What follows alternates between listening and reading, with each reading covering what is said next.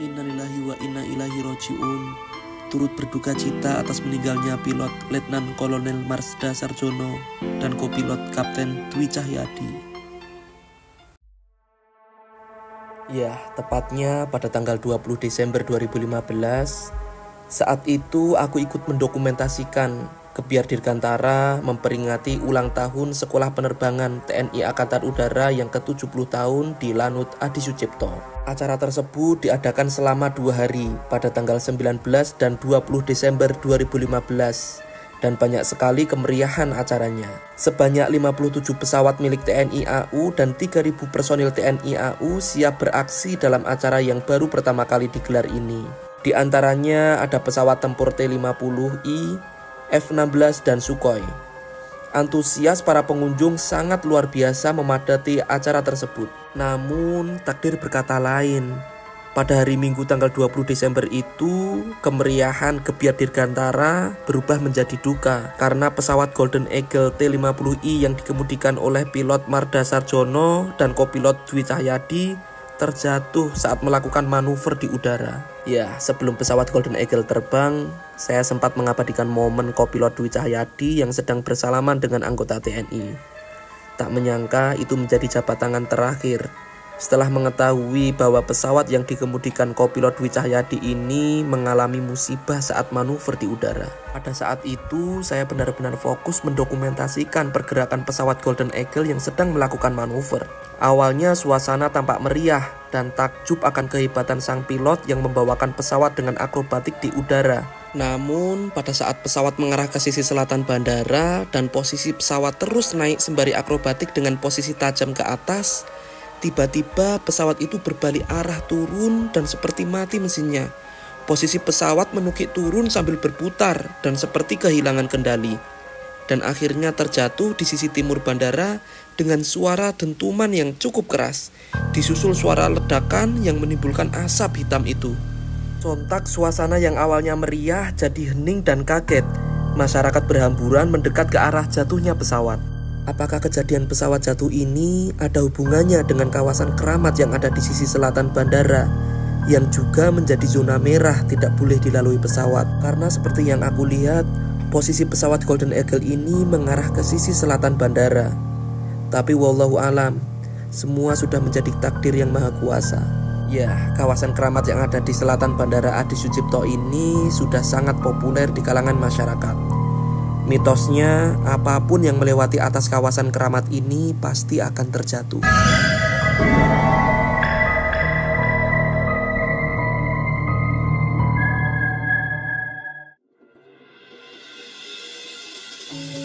Masjid Sultoni Wat Galeh merupakan salah satu peninggalan kerajaan Mataram Islam yang masih berdiri kokoh hingga saat ini.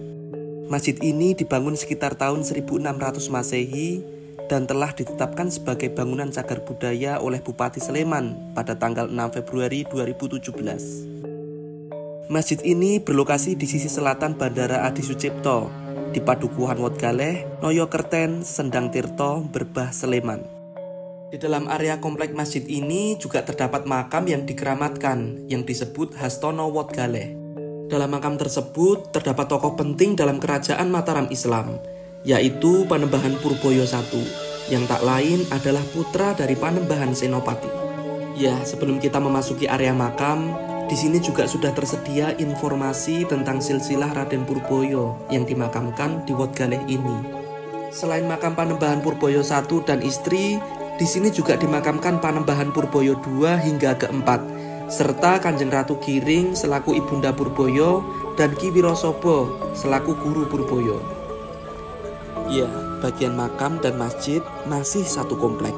Antara kedua area ini dipisahkan tembok setinggi 2 meteran dan sebuah regol dengan pintu berwarna kuning. Di atasnya terdapat simbol Romawi HB7 yang berarti pendiri area makam ini yaitu Sri Sultan Hamengkubuwono ke-7.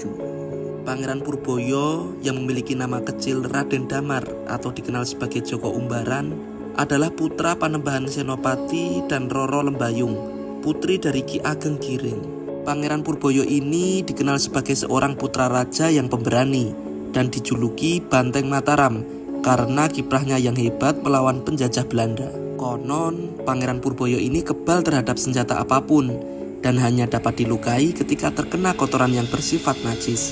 Pangeran Purboyo meninggal saat mempertahankan keraton Pleret dari serangan Karaing Galesong dan Trunojoyo yang memberontak pada tahun 1672. Di kawasan makam ini juga sudah terdapat keterangan makam para keturunan Raden Purboyo. Selain makam Pangeran Purboyo, di sekitar Masjid Sultoni ini juga terdapat makam keluarga Sultan Hamengkubuwono II dan keempat. Hal ini yang membuat masyarakat banyak datang berziarah, terutama saat memperingati hari kelahiran dan kematian Pangeran Purboyo. Hingga saat ini, kawasan masjid dan makam Wat Galeh juga tidak luput dari mitos yang dipercaya oleh masyarakat setempat. Apapun yang melintas di atas makam Wat Galeh ini akan terjatuh. Beberapa insiden pesawat jatuh di dekat Masjid Sultoni Wat Galeh pun telah terjadi beberapa kali, yang membuat sampai sekarang kawasan ini masih dikenal kesakralannya. Sehingga para pengunjung yang memasuki masjid dan makam Wat Galeh ini dilarang untuk melakukan hal-hal yang di luar etika dan norma. Ya, cukup sekian informasi dan pengalaman yang bisa saya sampaikan. Mohon maaf jika masih banyak kekurangan dan mohon koreksi jika ada kesalahan yang saya sampaikan. Terima kasih dan terus dukung channel Hobi Menyenangkan. Wassalamualaikum warahmatullahi wabarakatuh.